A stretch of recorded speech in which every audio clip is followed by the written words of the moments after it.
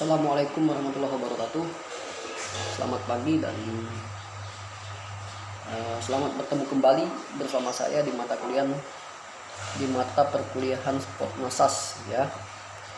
Hari ini pertemuan ketiga kita ya. Saya ulang pertemuan kedua ya. Pertemuan pertama kita telah membahas mengenai sedikit banyak tentang konsep perkuliahan. Nah, hari ini baru kita masuk ke ranah materi ya.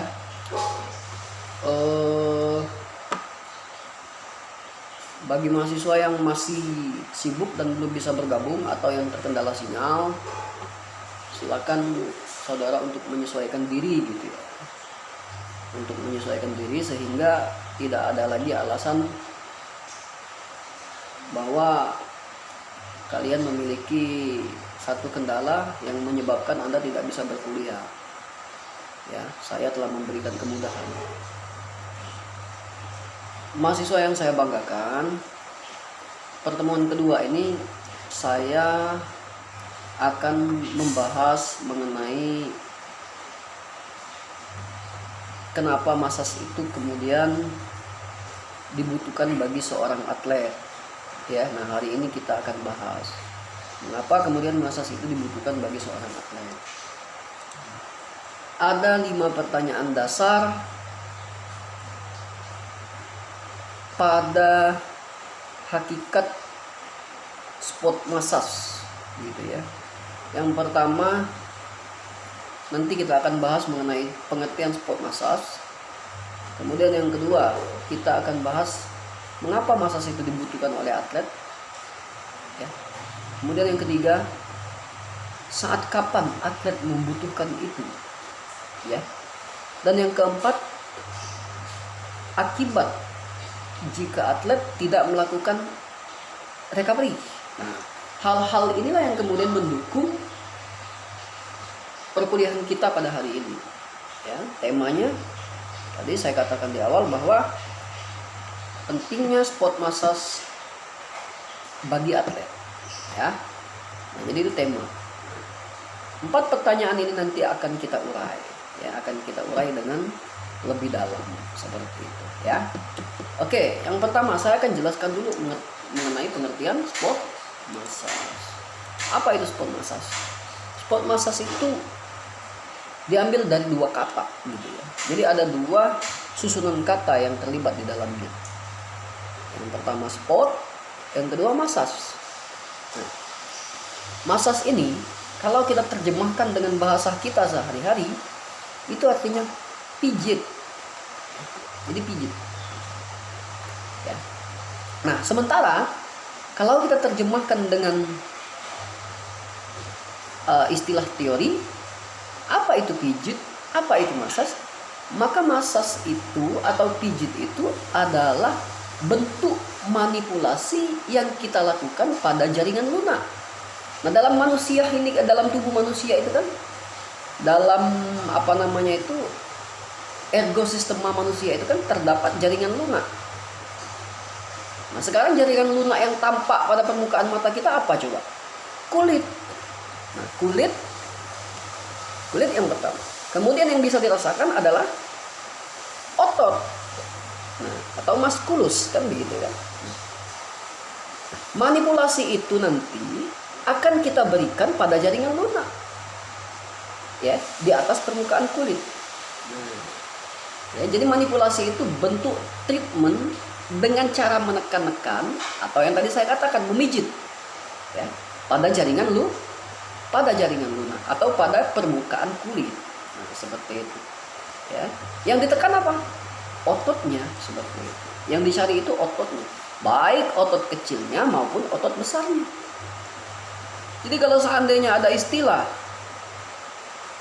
orang melakukan pijit tulang, itu salah gitu. Tidak ada pijit tulang. Yang dipijit itu, yang dimanipulasi itu adalah ototnya, seperti itu ya. Nah, jadi itu pengertian sport massage. Lalu yang kedua ya, kenapa sport massage itu dibutuhkan oleh atlet?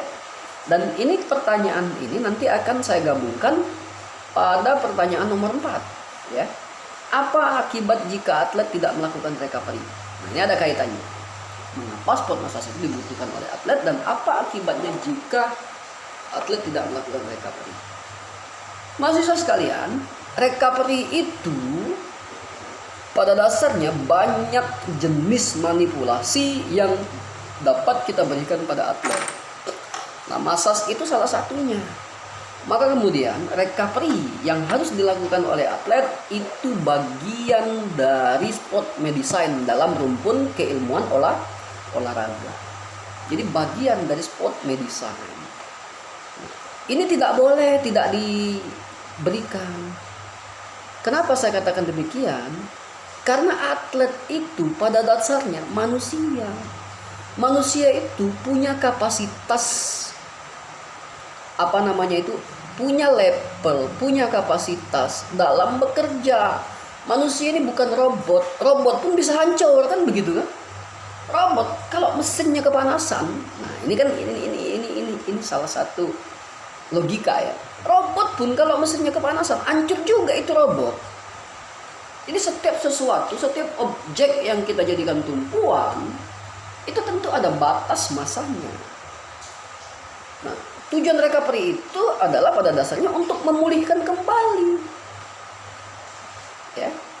Maka kemudian muncul pertanyaan nomor 4. Apa akibat jika atlet tidak melakukan recovery? Jawaban sederhananya, hancur itu badan dia, kan begitu. Karena kenapa? Ini kan sudah berkali-kali kita jelaskan pada mata kuliah fisiologi olahraga. Kalau yang sudah dapat semester 6 pasti sudah dapat. Bahwa setiap latihan itu pada dasarnya tidak hanya akumulasi power yang kalian dapat, kekuatan yang kalian dapat, kemudian kecepatan yang kalian dapat. Itu kan efek dari latihan, kan gitu kan? Secara penguatan unsur komponen gerak. Ya kan begitu kan? Nah, tetapi di balik itu latihan itu kan kalian pada dasarnya mengeluarkan energi kan, baik yang dilakukan secara anaerobik maupun aerobik. Nah, apalagi jenis-jenis gerakan yang dilakukan oleh kebanyakan atlet adalah jenis gerakan anaerobik. Nah, pada saat mereka bergerak secara hebat, atlet itu tentu hasil energi yang dia keluarkan akan memunculkan zat sisa dalam ototnya. Zat sisa itulah yang dinamakan laktat. Laktat itu nanti akan menumpuk pada setiap arteri-arteri otot. Ya.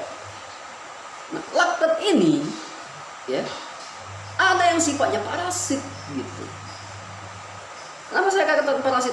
Kalau dia numpuk, maka suplai oksigen melalui darah itu tidak akan tersuplai dengan baik. Karena ditumpuk, kan begitu dasarnya. Bertumpuk. Maka kemudian banyak olahragawan, oleh karena hari ini dia latihan sangat berat, terjadi penumpukan laktat, besok seluruh badan dia akan terasa nyeri. Kalau badannya udah nyeri karena terjadi penumpukan laktat tadi, jika ini tidak direcovery, maka kemungkinan dia akan meningkatkan intensitas latihannya. Itu peluang keberhasilannya kecil, kan begitu kan. Nah, tetapi manakala dia dibantu dengan recovery yang baik, salah satu cara untuk melakukan recovery atlet adalah dengan memberikan treatment sport massage. Maka kemudian ini diharapkan untuk mampu meningkatkan, untuk mampu kembali memulihkan stamina, energi yang tadi dimiliki oleh si atlet. Nah, jadi teori dasarnya seperti itu. Kenapa kemudian recovery itu dibutuhkan? Kenapa massage itu dibutuhkan oleh atlet? Jadi itu ancamannya, laktat yang menumpuk. Ya. Nah, kemudian saat kapan massage ini diberikan oleh atlet? Pada atlet. Jadi berkaitan dengan massage ini kapan diberikan oleh atlet, maka atlet itu memiliki 3 persiapan gitu ya. Pra kompetisi, kompetisi, dan pasca kompetisi. Nah, jadi berkaitan dengan hal tersebut, maka ketiga hal ini seorang atlet itu harus diberikan perlakuan.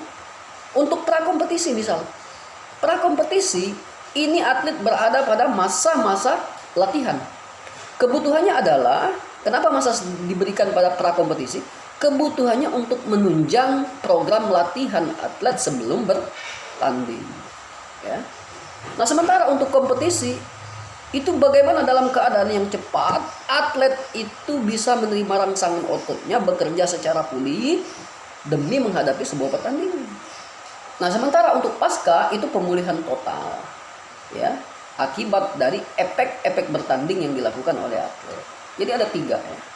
Masas itu diberikan pada prakompetisi, masas kemudian juga diberikan pada saat kompetisi, masas juga diberikan pada pasca kompetisi. Nah, jadi pada penjelasan singkat ini mungkin itu yang dapat saya sampaikan kepada saudara untuk gambaran gitu ya, untuk gambaran pegangan saudara kenapa kemudian masas itu dibutuhkan bagi atlet.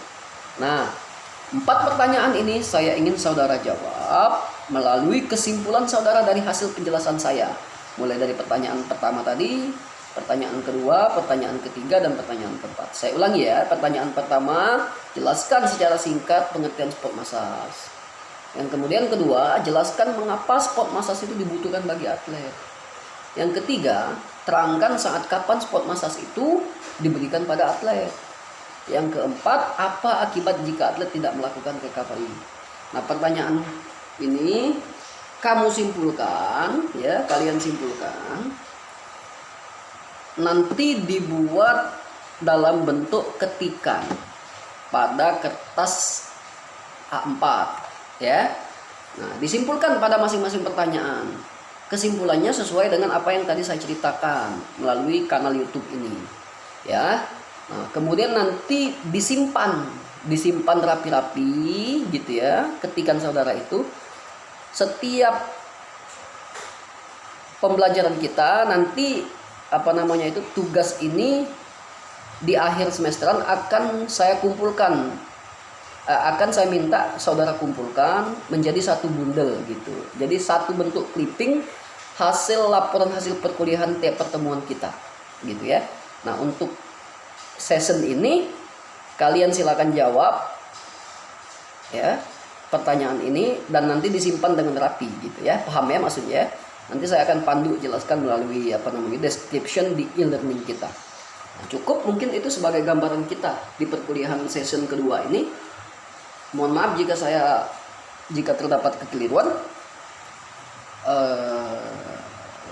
Dan semoga saudara semakin semangat untuk belajar meskipun kita masih berada pada masa pandemi ya, tidak mengurangi segala bentuk kekurangan yang terdapat dalam pembelajaran kita.